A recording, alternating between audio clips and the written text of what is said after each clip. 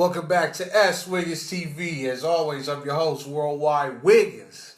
And I'm back again, man, with another surprise, man. For all you trolls out there saying I'm biased towards Hoover, I got another Hoover, man, a legend out here, too. I got this one right here is for to be fire, you feel me? I got Cartoon 3, a.k.a. Baby Cartoon, from 5'9" Hoover on the line. How you feeling, homie? Feeling great, bro. How about you?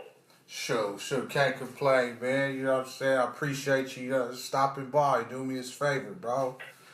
You know what I mean? No problem, bro. Let's get straight to it, Toad, man. How old was Toad, man, when he became familiar with 5'9" Hoover, bro? I was already familiar with 5'9" Hoover from the time I was like 10. Moms and them lived on 43rd and Hoover. Granny lived on 43rd in Kansas, and I used to go up in the 50s to go play with a couple of friends up that way, and that's how I got familiar with the 5'9" Hoovers. For sure. And did you end up, going to maybe 52nd Street or, the elementary schools in the area? I was growing up. The elementaries I went to was Weems Elementary because we lived on 39th Street and Butlon. Then that's when we moved up to 43rd. My granny moved on 43rd and Kansas, and my mama moved on 43rd and Hoover. All right, cool. So I went to Weems, and then I went to Normandy Elementary. All right, solid. So how old were you when you actually, became a part of it? Yeah, man, I was a tag rat first. I got into it with the homie Baby Groove over writing on the wall over there, and Baby Groove wasn't having it, so he said, "I'm gonna put you on since your cousin already from it," and my cousin was locked up in camp, so he ended up putting me on, and from there became from the set. But when my cousin got out, like in '95. Ending the 95 or close to the ending, he ended up wanting to put me off, him and Baby Zane. Oh, all right. Wow. All right. Cool. Man, for those of the people out there that don't know, man, you got a wild story, man. If we have more time, you need a whole HBO special, man, like Netflix series, because it's wild, bro. So... Man, kind of let the people know, man, the situation, because you're not in America right now, are you? Nah. I was deported to Belize on a crime that happened in camp with me and the homeboy, Baby Crazo, rest his soul, from Five Dukes. You know what I'm saying? For sure. Staff got a little bit disrespectful, and one thing led to another. And they end up have to be sheriffs that come for us in the camp resident in order to cool everything down. From there, I was charged as an adult, sent to the county jail, and went through trial. And I ended up, actually didn't go to trial. Before trial, we ended up taking deals, and I got sent to the pen. Oh man, and I'm struggling with the same situation, so I'm curious. Like, how long did you stay in? How long, were you released? Like, okay, till you could go home before they said, okay, no, this ICE, come here. How long was you in that ICE? ICE came for me when I was in the pen in Salinas Valley.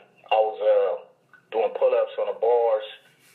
They came, forced me to sign some papers because they was going to throw me in the hole if I didn't sign the papers and what's not. Didn't sign it, they ended up throwing me in the hole anyways. Oh, no. Got out of the hole. They told me that was dead time. So it's like I got put in a shitty situation to where I was kind of forced to sign some papers. This is during that Bush administration when ICE was just coming in. You know what I'm saying? So ICE didn't really have no grounds or no set rules of how they really did stuff. I ended up going out to, they shipped me out of California to Eloy, Arizona, because when they sent me down to Lancaster, they had an INS detention center down there, so they ended up sending me over to the INS Federal Detention Center in Eloy, Arizona, because I had started to riot over there. They put me in a cell with some essays, and I wasn't going for it coming off of a level 4 yard. Oh, wow. And the whole process, it took like 9 months because, and I kind of fought it for a little while to give them a little jog around. And after 9 months, they were like, 6 months, they said that they're going to send me home. By 9 months, they were supposed to send me back because then they got a 90-day process to send me back. They didn't take me back into the courtroom or nothing. About like a month and a half later, they popped up at my cell about 3, 4 in the morning. Like, yeah, come on, you're being sent back. You know, some real shady moves. Damn, man. That's messed up, bro. Wow. Man, too, man. How old were you, man? Forget all that. What was it like when you first came to America? Were you like of age to notice that you moved to America? No, I was born in '83. My mom's and them popped up in America in '84. I was like 1 year old. They waited till I turned 1. They gonna sing. Oh. And from that time until I left, you know what I mean? You know, I was just living here. I didn't know nothing about this place other than what I read and what I went through in the pen, and you know what I mean, did my little history search and maybe what my people told me about it. You feel me? So I didn't really know nothing about this place like that. So what was it like, man, when you arrived, like straight from the big apple or whatever they call America, the land of opportunity, straight to a new place where you basically don't even know where you at? I was lost. Hey, bro. Hey, you know the process of like it's like you stepping into the pen for the first time. You know what I mean? That was my first time to the pen, and was my last time in the pen in America.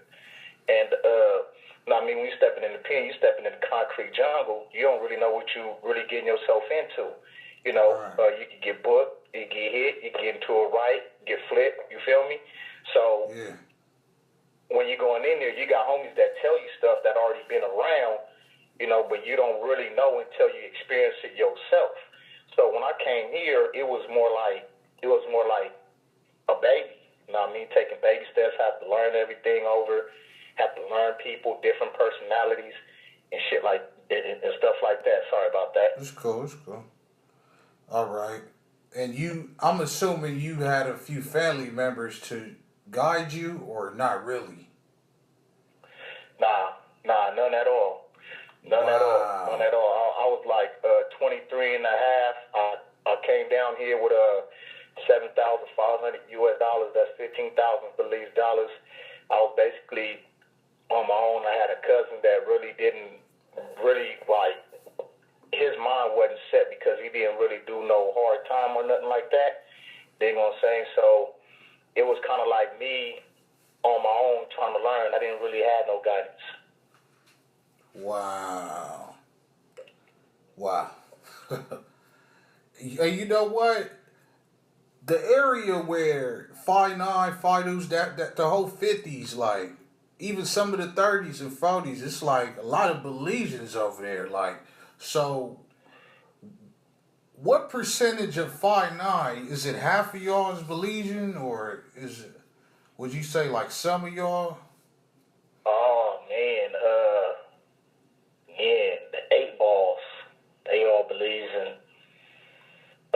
Me, my cousin, baby Chub, and a few more homies. So I'll say maybe about 5 to 10% maybe out of the whole set.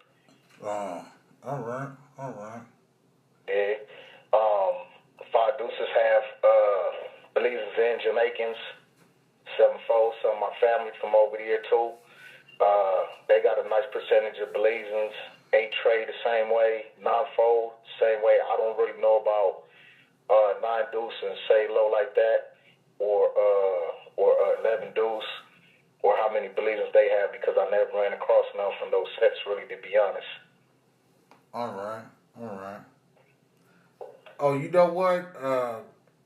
one more thing about that subject, like, so when you landed there, up until now, did you ever have to find yourself, because you know, your life, you know, is a street, you a street ninja, you know, so did you have to find yourself, you know, going the square route and getting a job? Getting a job to me is never square though. It's just called grown up. Well, Right. A lot of people would take it like a square way, but then, I mean, people grow up in life. You know, when you start thinking better, you process things a lot better, and you make better decisions in life based on your circumstances. So, the first thing that I'll say to that is that, yeah, I did have to find myself doing that, but I did find myself doing other things like juggling and doing what I had to do to survive as well. You feel me? Right. Wasn't peaches and cream for me. So, you know what I mean? I had to make the best of the situations. Rather, if I had to go get it out the mud or however, you feel me? For sure. I got it. Just to make sure that I could see another day, much more another week, and another month and year. All right. For sure, bro. Fast forward to, like, these days, you know, from, you know, maybe when you was on the streets, like, right now, you know, the Hoovers is like winning. You know, you got the OGs got the Under the Groove, and then you got Smacking Them. They got the Back Off Fig thing. Did you was these some of the guys you grew up with coming up, or were they a little bit older or younger? Big Bubbles that got Under the Groove podcast. That's the big homie. That's the big homie. He fed me a lot of knowledge in the pen. We was in Salinas Valley together. You know what I mean? And he fed me a lot of knowledge in the pen, and I forever got him in good grace, man. You feel me? To be honest with you. As far as like Smack, I believe he was around when I was going to John Muir before I got kicked out of John Muir. I believe he was around at that time when they was coming from being MBT to being Trouble Gangster Crips. You know what I'm saying? Yeah. Trail, he a younger homie. I don't really know him. You know what I'm saying? As far as like Milk, I used to watch him come off for the one with his backpack and his little people that he was around at that time. But he was a young kid too, so I really didn't, have no words or no kind of conversations with him. So I was older, you feel me, and I was on another page, another level.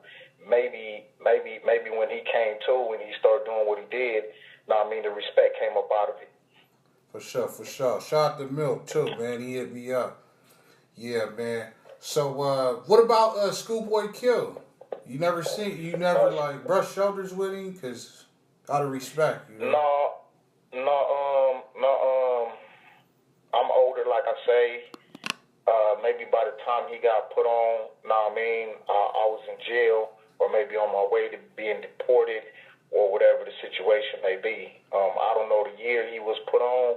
I don't know where he, started, or maybe I know some of his family members and I just don't know. Nobody ain't told me that. You feel me?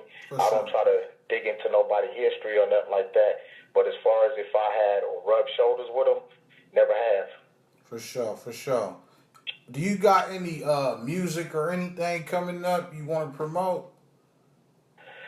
I got some music. I'm making a mixtape called The Ross. Stands short for Nina Ross, which is 5'9". Mm-hmm. And I'm trying to drop that sometime within this year. It was supposed to drop last year, but been having a little equipment problems here and there. So, try to get back into it this year and make sure that I get that out. For sure. Hey, man, whenever you ready, man, I'll promote it, man. Free of charge, man. I'll definitely look out, man. Matter of fact, any links, bro, I'm going to put it up on the screen. Y'all go check it out, man. Go support that, man. It's a real one from the trenches, you feel me? All right, man. So, before we get up out of here, man,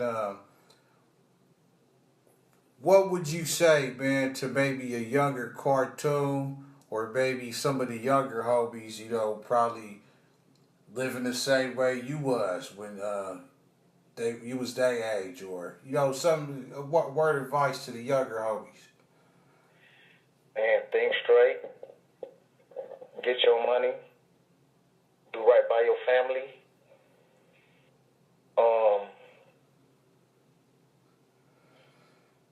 Keep it positive. Uh, uh, Learn how to control your temper. Right. Keep your head on your shoulders, and make sure that you're not easily distracted. I was easily distracted when I was younger. You feel me? Like I stayed on the go. You feel me? I couldn't just like stop at one spot, stayed on the go. I stayed distracted by things. So I would always tell myself that growing up now and seeing it and looking back at it, that, you know what I mean, that I was moving a little bit too fast for my age. And a lot of times you really can't blame yourself.